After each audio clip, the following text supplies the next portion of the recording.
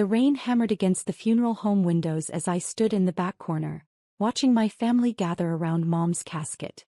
The establishment was one of those expensive places on the Upper East Side, with crystal chandeliers and plush carpet that muffled every footstep. Mom would have hated the pretentiousness, but Dad insisted on maintaining appearances. My simple black dress, cotton, unadorned, nothing flashy, drew disapproving glances from relatives who'd arrived in designer outfits and expensive jewelry. The fabric felt smooth against my skin, deceptively simple in its elegant construction.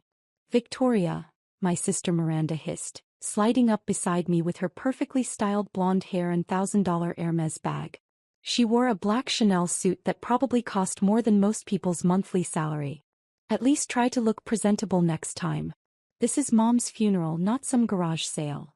She gestured dismissively at my dress, her diamond bracelet catching the fluorescent lights. "I mean, I know money's tight for you, but surely you could have borrowed something decent? You're embarrassing the family. Aunt Patricia was just asking me if you needed financial help to buy appropriate clothing."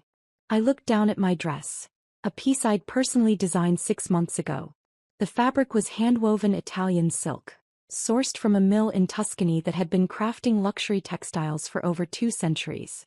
The simplicity was intentional, elegant in its restraint, what the fashion industry called quiet luxury. But Miranda saw only what she wanted. Her younger sister, the family disappointment, too poor to dress appropriately.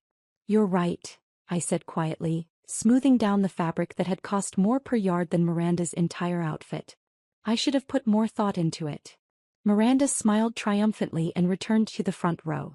Her heels clicked against the marble floor, echoing through the solemn space.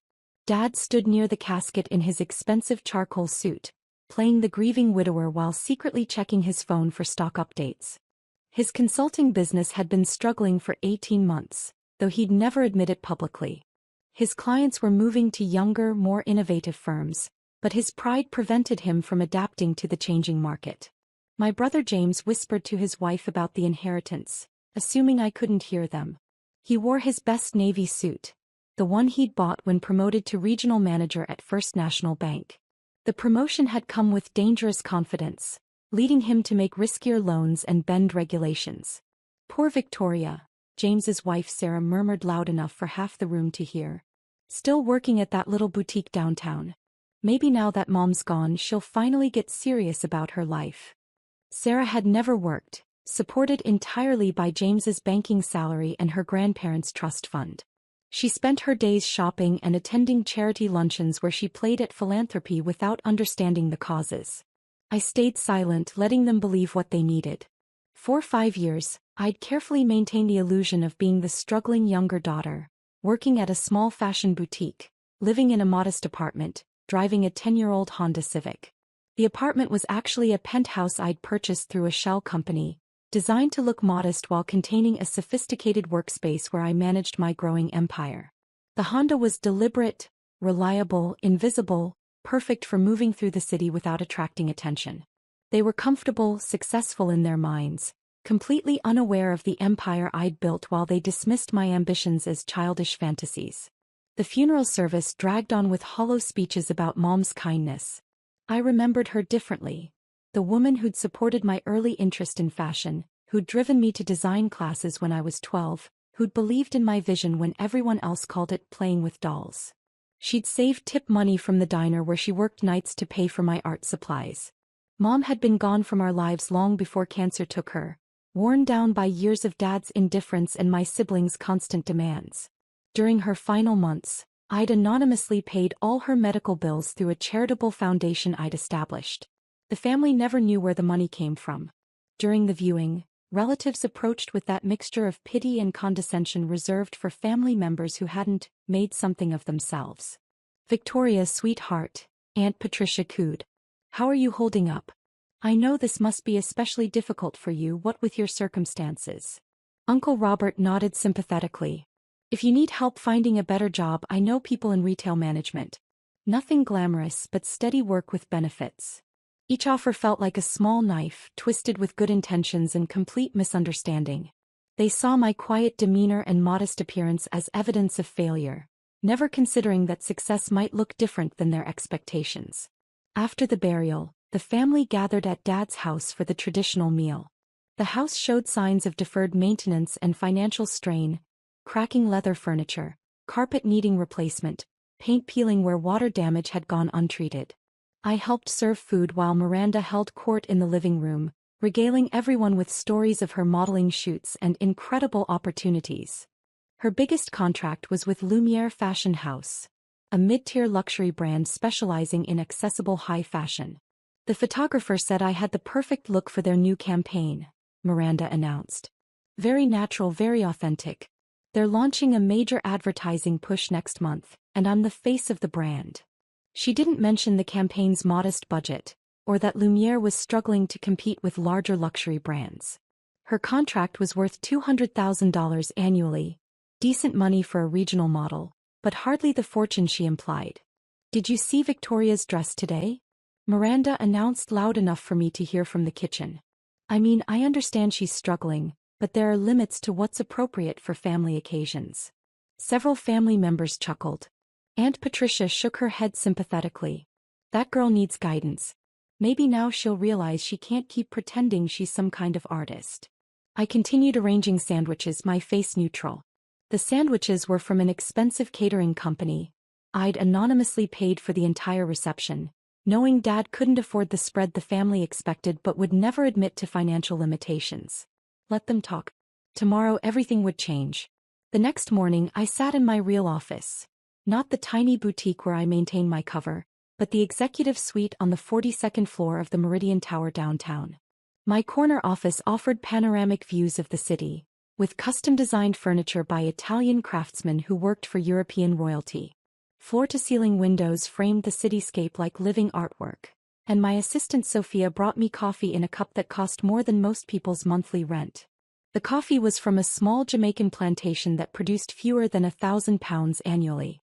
The termination papers are ready, Miss Victoria, Sophia said, placing a leather folder on my desk. She was a London School of Economics graduate who spoke 4 languages fluently. Miranda Santos, exclusive contract with Lumiere Fashion House, effective immediately. I reviewed the documents. Miranda's modeling contract was about to disappear. She had no idea that Lumiere Fashion House was just one of 17 brands under my umbrella company, Apex Fashion Group. She'd bragged to the family about her big break 8 months ago. The contract termination had been carefully crafted by my legal team. Creative differences was vague enough to avoid lawsuits while damaging enough to make other agencies hesitant. In modeling, reputation was everything, and unexplained terminations raised career-ending questions.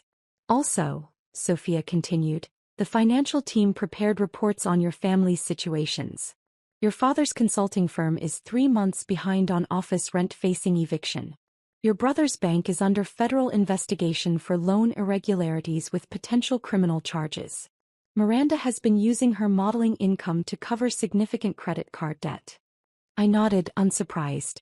While they'd criticized my lack of ambition, I'd quietly observed their financial struggles. Dad's business had been declining for 2 years, but pride prevented him from admitting it. He'd lost 3 major clients to younger, more innovative firms. James had made questionable decisions, approving loans for friends and family who didn't meet standard criteria. Federal banking regulators had noticed the pattern and launched an investigation that could result in fraud charges. Miranda lived beyond her means, funding her lifestyle with credit cards, hoping her modeling career would solve everything. She owed nearly $60,000 across 8 cards. My phone buzzed with a text from Miranda. Just got to my shoot. This Lumiere contract is going to change everything. Maybe I can finally help you get a real job. Love you, sis. Face blowing a kiss. I smiled and set the phone aside. In 3 hours she'd discover her contract had been terminated.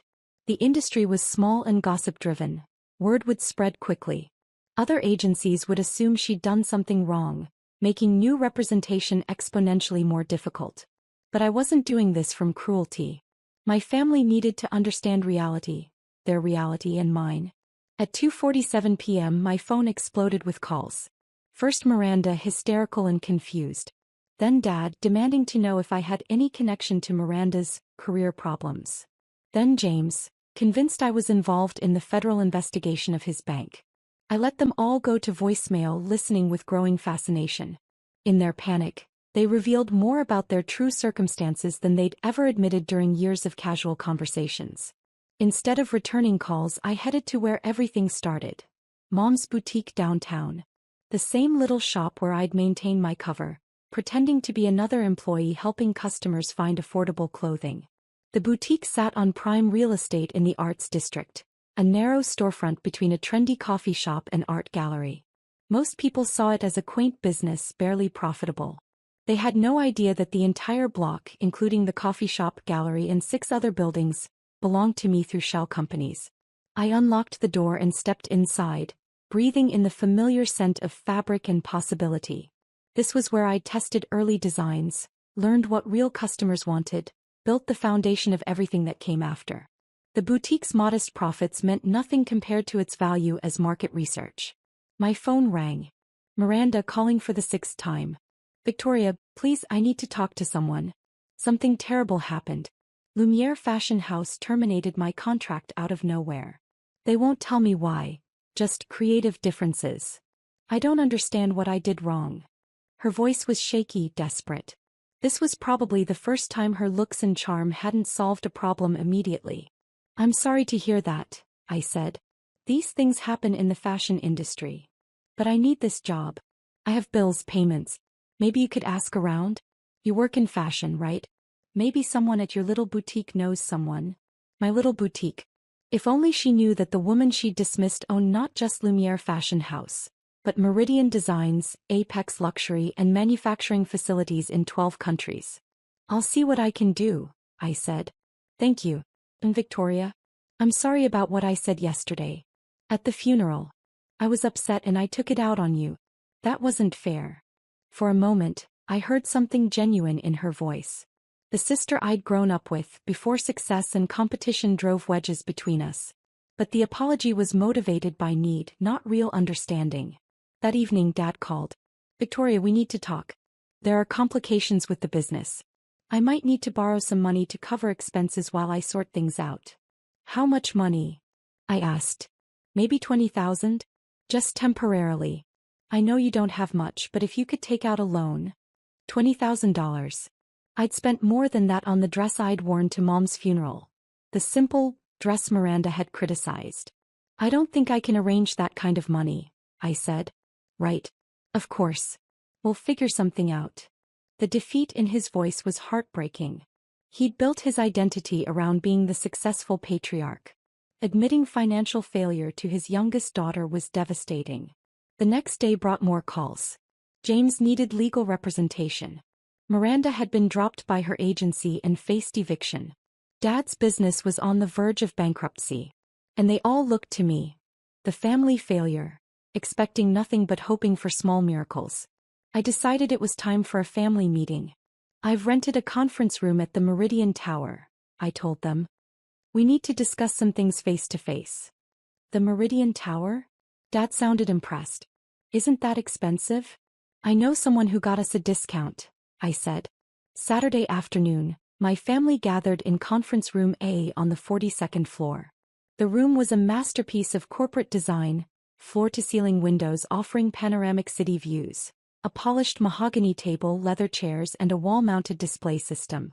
They looked uncomfortable in the sleek space. Miranda had dressed down, her designer outfits replaced by jeans and a sweater. Dad and James wore their best suits, trying to project success as their worlds crumbled. Thank you all for coming, I said, standing at the head of the table. I wanted to discuss our family's situation honestly. If this is about money, Dad interrupted defensively, we don't expect you to solve our problems. We know you're doing your best with limited resources. Actually, I said, I want to show you something. I activated the display screen and pulled up the first slide. Apex Fashion Group's corporate structure. 17 brands, 43 retail locations across North America and Europe, manufacturing partnerships across 4 continents. This is my company, I said simply. The room fell silent. Miranda stared at the screen with growing recognition. She knew these brand names, had coveted pieces from several. I don't understand, James said slowly. This looks like a multi-billion-dollar corporation. That's because it is. Current valuation is approximately $2.8 billion. I clicked to the next slide. Financial performance over 5 years. Revenue growth averaging 37% annually, profit margins exceeding industry standards, market expansion turning unknown brands into household names. The boutique downtown is my first location. I kept working there to stay connected to real customers and maintain a low profile. Miranda found her voice first. You own Lumiere Fashion House? Among others. 16 other brands to be precise. But you terminated my contract. I terminated Miranda Santos's contract. The agency never knew Victoria Santos was their ultimate boss. Dad studied the financial projections with sharp attention. This level of success. Victoria, why didn't you tell us? Because you never asked what I was actually doing. You saw what you expected. The struggling youngest daughter, the family disappointment. I clicked to the next slide. Documentation of my family's current financial situations. Dad's failing business, James's legal troubles, Miranda's debt crisis. I've been watching you struggle with problems I could solve with a phone call. But you were so convinced of my limitations that you never considered I might be capable of more. The room remained silent as they processed this information. Finally, Miranda spoke, barely above a whisper. At Mom's funeral, that dress was from my most recent collection. Hand-woven Italian silk, custom designed. Retail value would be around $12,000 if it were available for sale. Miranda covered her face.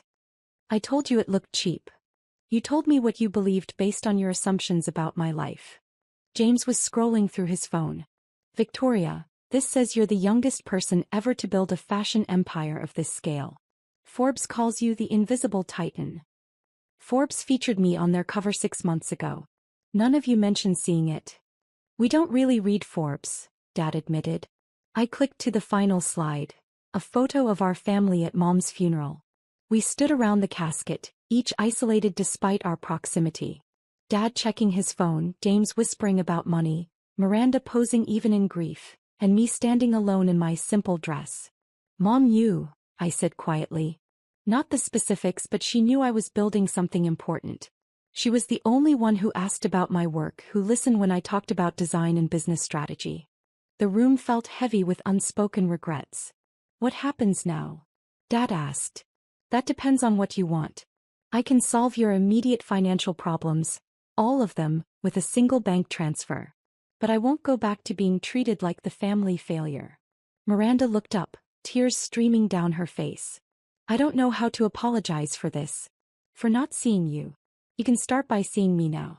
Really seeing me, not the version that fits your expectations. Over the next 2 hours, we began rebuilding our family relationships on truth instead of assumptions. The conversation was painful, full of acknowledgments of hurt and years of misunderstanding, but also healing. I offered Dad a consulting contract with Apex Fashion Group. His business experience was valuable, just misapplied. James's banking expertise could help with international expansion once he resolved his legal issues. Miranda had genuine modeling talent, but more importantly, she understood fashion from a consumer perspective that could inform our marketing strategies. There's one condition, I said. The boutique downtown stays exactly as it is. I'll continue working there some days, staying connected to the real world. Success doesn't mean losing touch with why I started this. 4 months later, our family gathered again for a happier occasion. Apex Fashion Group was going public, and the IPO celebration was in the same conference room where I'd revealed the truth. The transformation was remarkable.